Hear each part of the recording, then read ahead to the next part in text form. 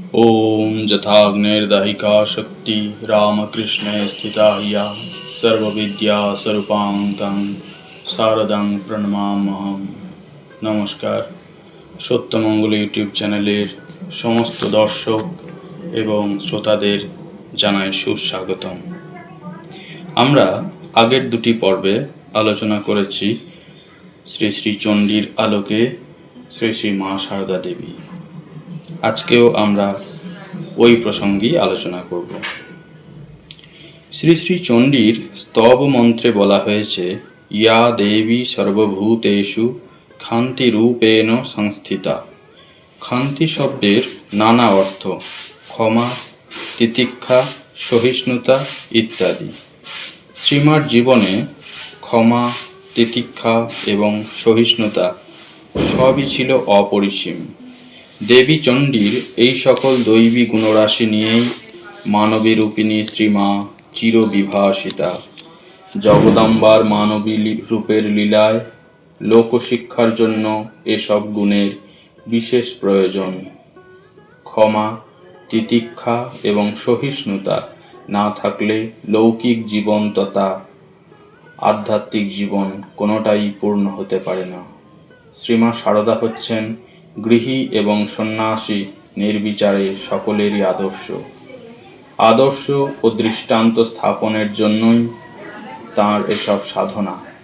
আপনি আচরি ধর্ম তিনি জীবকে শিক্ষা দিয়ে গেছেন।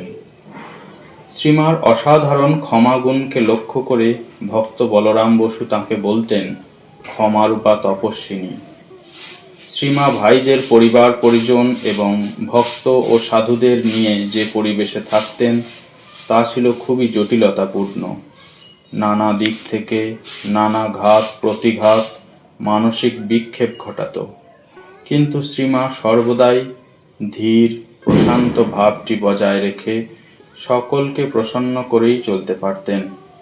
এ সম্পর্কে স্বামী শারদানন্দ বলেছেন, আমাদের তো দেখছো, পান থেকে চুন খসলে আমরা চোটে আগুন হই, কিন্তু মাকে দেখো, তাঁর ভাইয়েরা কি কাণ্ডই করছেন, অথচ তিনি যেমন তেমনটিই আছেন, ধীর স্থির। রাধু ও রাধুর মা পাগলি মামির প্রতি শ্রীমা কত সদয় ও করুণাময়ী ছিলেন, কিন্তু তাঁরাও মহামায়ার লীলা প্রষ্ঠায়ের জন্য শ্রীমাকে কতই না শারীরিক লাঞ্ছনা ও বাচিক গঞ্জনা দিয়ে উত্ত্যক্ত করতেন। কিন্তু শ্রীমা সর্বদাই তাঁদের অপরাধ ক্ষমা করে আশীর্বাদই করতেন। রাধু একবার রেগে গিয়ে শ্রীমার পিঠে একটা বেগুন ছুঁড়ে আঘাত দিল। মায়ের দৈহিক বেদনা হলেও তিনি শ্রী শ্রী ঠাকুরের ছবির দিকে হাত জোর করে প্রার্থনা করলেন, ঠাকুর, ওর অপরাধ নিও না, ও অবোধ। আর রাধুকে শিক্ষা দেবার জন্য সস্নেহ বললেন, তুই এত কষ্ট দিচ্ছিস, তুই কি বুঝবি আমার স্থান কোথায়? আমি যদি রুষ্ট হই, ত্রিভুবনে তোর আশ্রয় নেই। শ্রীমা কখনো কারোর উপর রুষ্ট হননি, ক্ষমাই ছিল তাঁর স্বভাব। তিতিক্ষা হল সহনং সর্বদুঃখানাং অপ্রতিকারপূর্বকম। কোনরূপ প্রতিকারের চেষ্টা না করে সকল প্রকার দুঃখকে সহ্য করে যাওয়া। শ্রীমার জীবনে লৌকিক দৃষ্টিতে নানা দুঃখ কষ্টের কারণ উদ্ভূত হয়েছিল। চিত্রালয়ে থাকাকালে তাঁর স্বামীর উন্মাদ হওয়ার মিথ্যা রটনা এবং গঞ্জনা, নহবতে বাসকালে তাঁর বন্দিনী জীবনের মতো দিন যাপন, স্বামী অনেক কাছে থাকলেও দীর্ঘকাল অদর্শন, রোগশয্যায় নানা বিরূপ পরিস্থিতিতে স্বামী সেবা অথবা স্বামী সেবার অধিকার থেকেও বঞ্চিত হওয়া, বৈধব্য দশার প্রথম দিকে শ্রী শ্রী ঠাকুরের নির্দেশে কামারপুকুরে কৃচ্ছতার মধ্যে বাস, গোষ্ঠীর মধ্যে প্রবঞ্চনা, শ্রীরামকৃষ্ণের আধ্যাত্মিক ভাব রক্ষার জন্য অসহায় বোধ, সন্ন্যাসী ও গৃহী সন্তানদের জন্য উদ্বেগ ইত্যাদি নানা দুঃখকর পরিস্থিতিতেও তিনি ছিলেন অবিচল, ধীর, প্রসন্ন। সন্তুষ্ট যেন কেনচিৎ সর্বভূত হিতে রতা। তাঁর শেষ জীবনও ছিল বাহ্যত ঝঞ্ঝাটপূর্ণ, উপরন্তু তাঁর শারীরিক সুস্থতাও ছিল না। শ্রীমা বলতেন, পৃথিবীর মতো সহ্যগুণ থাকা চাই। পৃথিবীর ওপর দিয়ে কত উৎপাত, কত উপদ্রব হয়ে যাচ্ছে, পৃথিবী কিন্তু সব একভাবে সহ্য করে যাচ্ছে। এই রকম সহ্য গুণ মানুষেরও হওয়া চাই। জাতিরূপেণ সংস্থিতা। জাতি শব্দের বহু অর্থ। জন্ম, উৎপত্তি, প্রকারভেদ। ব্রাহ্মণ, ক্ষত্রিয় আদি বর্ণবিভাগ, হিন্দু, মুসলমান, খ্রিস্টান ইত্যাদি ধর্মীয় প্রকারভেদ, দেশাদি ভেদের জন্মগত পার্থক্য। আদ্যাশক্তি মহামায়া হিসাবে এসব পার্থক্য বা ভেদবুদ্ধি তিনি সৃষ্টি করেছেন। আবার তা সৃষ্টি করে তিনি ওই বিভেদের মধ্যেও এক রূপে বিরাজ করছেন। শ্রীমা সারদার জীবনে এই ভেদের মধ্যে একটা ঐক্য অনুভবের মহান আদর্শ পাওয়া যায়। সামাজিক রীতি ও শৃঙ্খলা রক্ষার জন্য শ্রীমা বলেছেন, জাতি বিচার সংসারে থাকলে মেনে চলতে হয়। সামাজিক রীতিনীতি ও জাতপাত না মানার জন্য শ্রীমা গ্রামের সমাজপতির শাসন মেনে জরিমানাও দিয়েছেন। আবার তিনি মা হিসাবে এবং আধ্যাত্মিক দৃষ্টিকোণ থেকে মানুষের মধ্যে ৩৬ জাত দেখেননি, সকলকেই এক জাতি, এক মায়ের সন্তান দেখেছেন। বলেছেন, শরৎ স্বামী শারদানন্দজি যেমন ছেলে, এই আমজাদও তেমন ছেলে। এই আমজাদ ছিল তুঁতে ডাকাত, অর্থাৎ সন্ন্যাসীর মধ্যে জ্ঞানী, গুণী, সর্বগুণের আধার স্বামী শারদানন্দজি এবং পেশাগতভাবে যে ডাকাত, এই দুজনকেই শ্রীমা সারদা দেবী ছেলে বলে ডাকছেন। শারদানন্দজি শরৎ মহারাজ যেমন ছেলে, আমজাদও তেমন ছেলে। দেখেছেন, স্বদেশী ভারতীয়রা যেমন তাঁর ছেলে, তেমনি বিলাতি ইংরেজরাও তার ছেলে। ম্লেচ্ছকন্যা নিবেদিতার সঙ্গে করমর্দন করেছেন, তাকে খুকি বলে আদর করে হাত ধরে একই বিছানায় বসিয়েছেন। লজ্জারূপেণ সংস্থিতা। লজ্জা একটি দৈবী গুণ। লজ্জা শুধু নারীর ভূষণ নয়, শুদ্ধশীল, কুলবান, অভিজাত ব্যক্তিমাত্রেরই লজ্জা হল ভূষণ। লজ্জারূপে মা চণ্ডী সকল জীবের মধ্যে অবস্থিত আছেন বলেই বিবেকবান ব্যক্তিগণ নিন্দনীয় কাজ থেকে নিজেদের বিরত রাখেন। যাদের একটু লজ্জা সংকোচ আছে, তারা অহংকারী হন না। নিজেদের গোপনে বা আড়ালে রাখাই তাদের শীল। লজ্জা আত্মম্ভরিতা ও অহমিকাকে দূর করে রাখে। লজ্জা দ্বারা নারী নিজেদের রূপ লাবণ্য ঢেকে রাখেন বলে তাদের সৌন্দর্য আরও বৃদ্ধি পায়। লজ্জাহীন ব্যক্তিমাত্রই সকলের অপ্রিয়। লজ্জা হল সংযমের জননী, তাই লজ্জা একটি আধ্যাত্মিক গুণ। শ্রীমা সারদার মাতৃভাব এবং মাতৃরূপটিও সবসময় লজ্জার আবরণে আবৃত থাকত। তাই শ্রীমার প্রার্থনা মন্ত্রে স্বামী অভেদানন্দজি তাকে লজ্জা পটাবৃতা বলেই উল্লেখ করেছেন। শুধু বস্ত্রের দ্বারাই তিনি লজ্জাকে আবৃত করে রাখতেন না, তাঁর দৃষ্টি, কোমল কণ্ঠস্বর, তাঁর চাল চলন সব কিছুর মধ্যেই একটা সলজ্জ অথচ সপ্রতিভ ভাব ফুটে উঠত। কামারপুকুরে, দক্ষিণেশ্বরে তিনি ছিলেন একেবারে লজ্জাশীলা বধূ। দক্ষিণেশ্বরে নহবতের জীবনে শ্রীমা লজ্জাশীলতার চরম সাধনা করেছেন। সেই ভোর 4টের আগে গঙ্গা স্নান করে নহবতের গুহায় প্রবেশ করতেন, আর রাত্রির অন্ধকার নেমে আসলে বাইরে যেতেন। অথচ এর মধ্যেই ভক্তদের, ঠাকুরের ও তার শাশুড়ির সেবা যত্নও করতেন। কালী মন্দিরের খাজাঞ্চি একদিন বলেছিলেন, তিনি আছেন শুনেছি, কিন্তু কখনো দেখতে পাইনি। মায়ের নিজের দীক্ষিত সন্তানেরাও সবসময় তার মুখদর্শন করতে পারতেন না।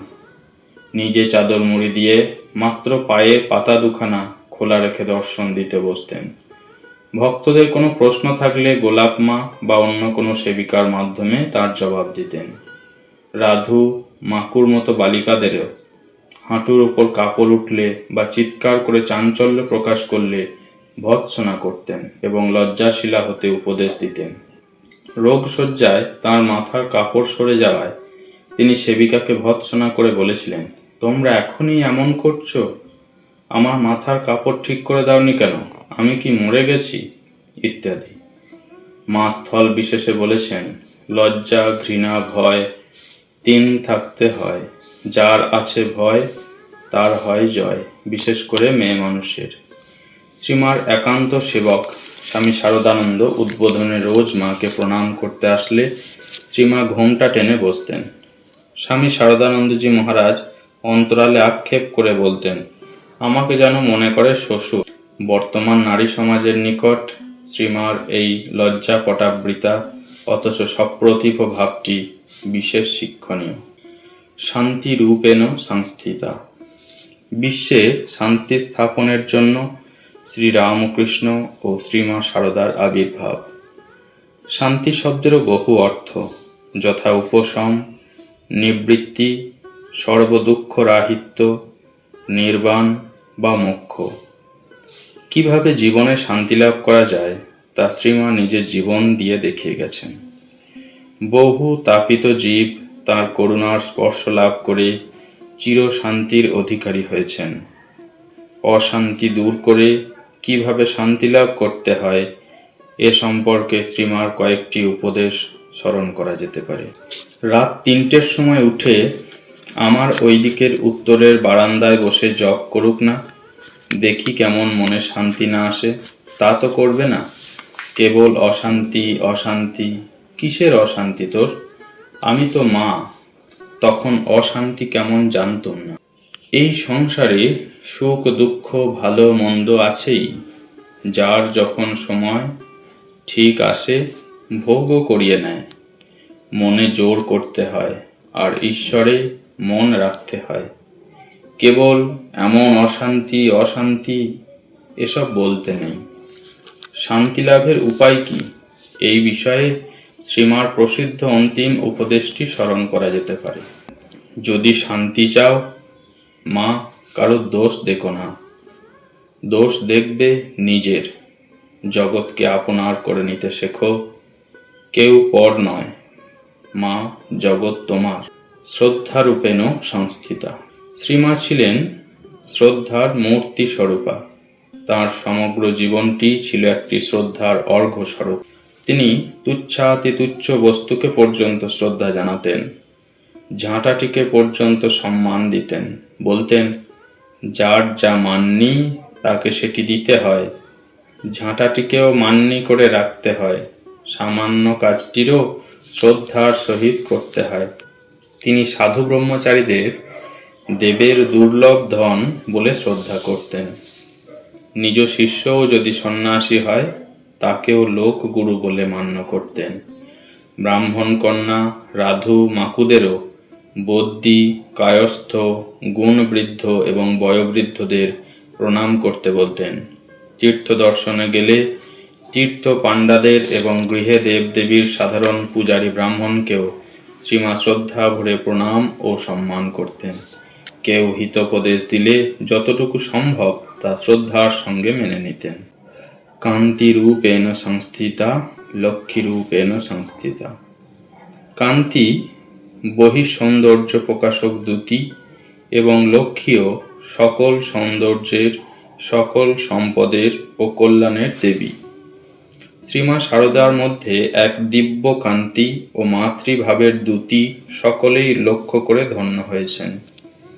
তিনি সৌম্য অসৌম্য সব কিছুকে ছাড়িয়ে অতি সুন্দরী। শ্রীমার কান্তি ও মাতৃভাবের লক্ষ্মীশ্রী শুধু অনুভব বেদ্য। এ কান্তির আকর্ষণ পবিত্র মাতৃভাবের বাৎসল্যের আকর্ষণ।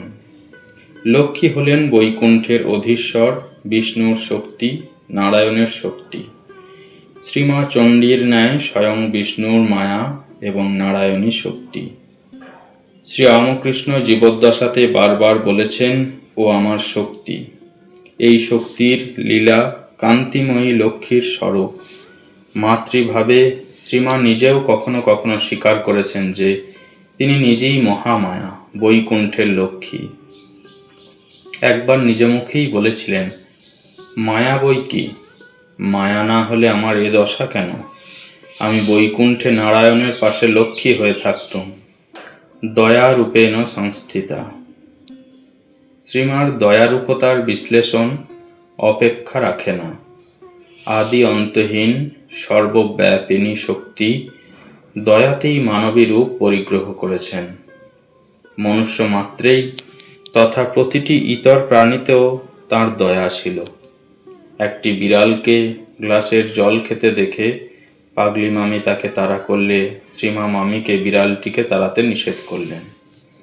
মামি তখন শ্রীমাকে কটাক্ষ করে বললেন, তোমায় আর বিড়ালকে অত দয়া দেখাতে হবে না, মানুষকে দয়া করো না। দয়ার স্বরূপা মা গম্ভীর হয়ে বললেন, আমার দয়া যার উপর নেই সে নেহাত হতভাগ্য। আমার দয়া যে কার উপর নেই তা বুঝি না, প্রাণীটা পর্যন্ত। জীব উদ্ধারের জন্য তিনি নিজে নানা কষ্ট ভোগ করেও মন্ত্র দীক্ষা দিতেন।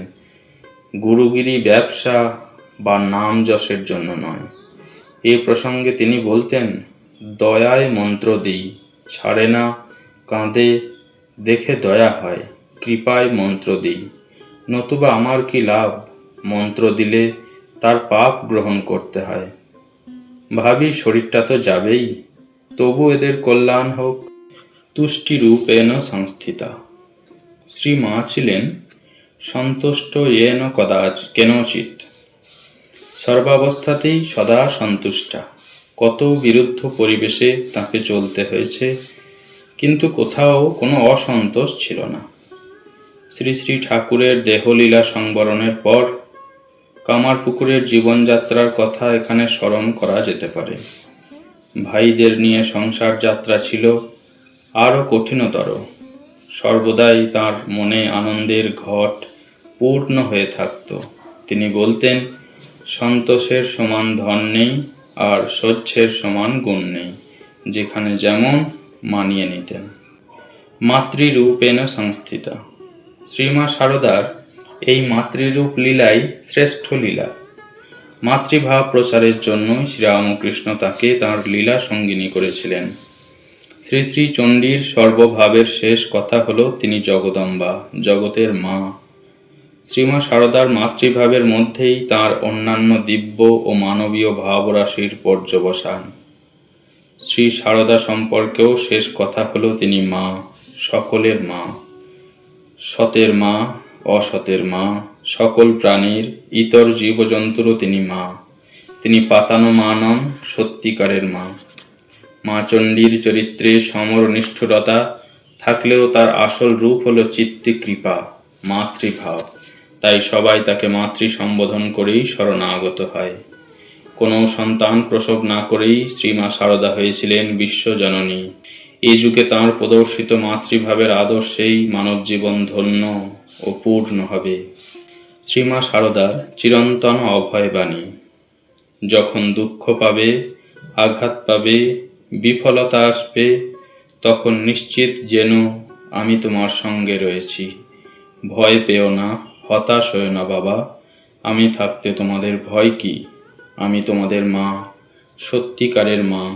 যেন বিধাতারাও সাধ্য নেই যে আমার সন্তানদের কোনো ক্ষতি করেন। আমার উপর ভার দিয়ে নিশ্চিন্ত হয়ে থাকো। আমি তোমাদের ইহকালের মা, তোমাদের পরকালের মা। আমি তোমাদের জন্ম জন্মান্তরের মা। আমি মা থাকতে তোমাদের ভয় কি? জগদম্বা শ্রী শ্রী চণ্ডী দেবতাদের আশ্বাস ও অভয় দিয়েছিলেন যে যখন যখন তাদের কোনো বিঘ্ন উপস্থিত হবে, তখন তখন তাঁকে স্মরণ করলে, তাঁর শরণাগত হলে তিনি তাদের রক্ষা করবেন। অশুভ অসুরদের কাছে তিনি চণ্ডী, আবার শরণাগত দেব মনুষ্যদের কাছে তিনি মাতৃরূপা। শ্রীমা সারদাও তেমনি অভয়বাণী শুনিয়া গেছেন। তাঁর শরণাগত হলেই, তাকে একবার মা বলে ডাকলেই তিনি এসে সন্তানকে রক্ষা করবেন। তাই শ্রীরামকৃষ্ণ সারদার অনুগত ভক্তেরা প্রতিদিনের আরাত্রিক প্রার্থনায় শ্রী শ্রী চণ্ডী গ্রন্থের ভাষাতেই শ্রীমা সারদাকে শরণাগত দীনার্থ পরিত্রাণ পরায়ণে বলে তাদের সকল আরতি পূরণের জন্য নারায়ণীকে প্রণাম জানান। শ্রী শ্রী চণ্ডী ও শ্রী শ্রী মা সারদা এক এবং অভিন্না। আমরা যেন এই অনুভবে প্রতিষ্ঠিত হতে পারি, এই প্রার্থনা। নমস্কার।